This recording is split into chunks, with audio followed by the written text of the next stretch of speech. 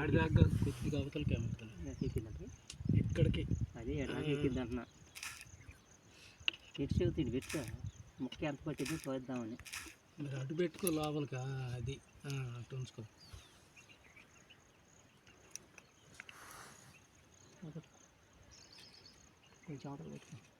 ఇదేంది వీడియో రావట్లేదు.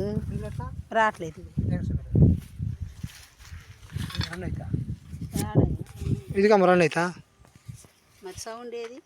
సౌండా ఏం పెట్టిను? పెడితే సౌండ్ రావట్లేదు.